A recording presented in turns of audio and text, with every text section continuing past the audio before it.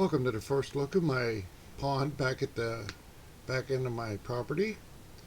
It's a beautiful area and I want to try to save that pond. It's too nice back there. You can see there's a nice area here that can be cleared out. It's already fairly clear, it's fairly level. It would make a beautiful park area. So to that end, let's try to save the pond. What I know is that the family has a sump pump down there in the barn that I can use to try to get some aeration into the pond. So I located the sump pump, and here you can see I'm going to put a piece of PVC on it as the outshoot. I didn't have nothing to fasten it there, and I don't have no cement for PVC, so I figured I'd just put a couple of strips of tape around it to see if I can get that on to hold, just to hold the PVC in place. And then that seemed to work pretty good. So we're ready to test this sump pump and see if it works. So I got a 5-gallon bucket. I filled it full of water. I plugged it in, and there you go. Bada boom, bada bing. It works like a charm. And now that I know that the pump works, let's get it out to the pond.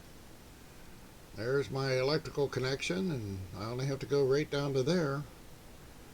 I put the sump pump in a 5-gallon bucket that I had drilled full of holes in the hope that it might help filter some of the debris from getting into the sump pump. That sump pump sucked 5 gallons of water in like less than a second, so I'm thinking if it took 5 gallons of water in 1 second, in 60 seconds, that's about 300 gallons of water that sump pump will move in a minute. Approximately, that's a close enough estimation, which is a pretty good amount of water. So I'm very hopeful that this will help get that pond get that pond aerated, get some air circulating in through that, and we'll get the water moving around, and can't hurt it, can only help it. Alright, you saw me fiddling around with it there, and then finally I got smart and said, let's get a hoe, I can get it out there further. I don't have no waders yet, so I gotta work with what I got.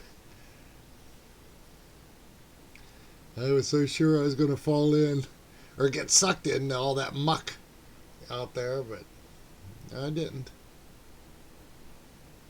Alright, so now I got the bucket full of holes and full of water,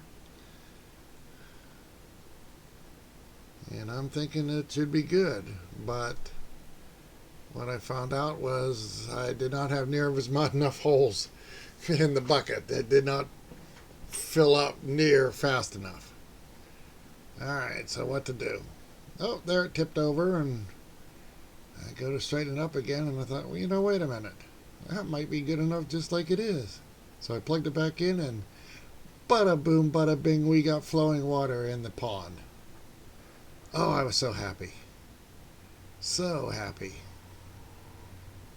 Oh, okay, well, I got it facing right into the shore. Let's see if we can't turn that around and get it, facing towards the middle of the pond. So I got out there with my hoe again.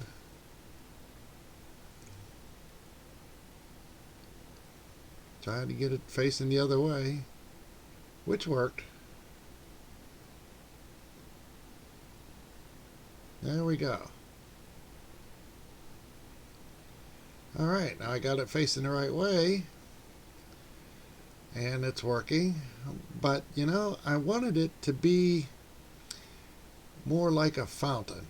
I wanted some of that water, I want that water to come out more like a fountain, and there it's just more like I'm just pushing the water. So let's see if we can't get that PVC pipe extended up into the air a little bit. Ooh, like that. Yeah. Now how am I going to do that? The bucket just keeps wanting to fall over, and I can't stand there like that forever holding it. Alright, man, well, okay, maybe if I change the position of it, maybe I can get it more vertical.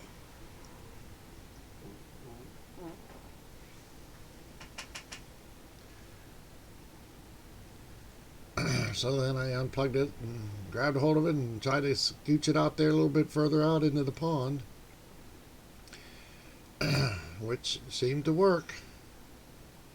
It did exactly well. It's not exactly vertical, but I says I fiddled with it. Okay, let's just try that right there. It seems to be holding.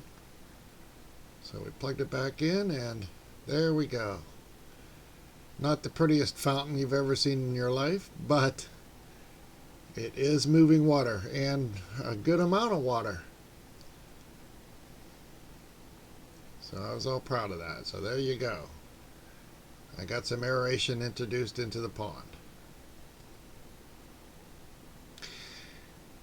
I was very happy with that. That was my first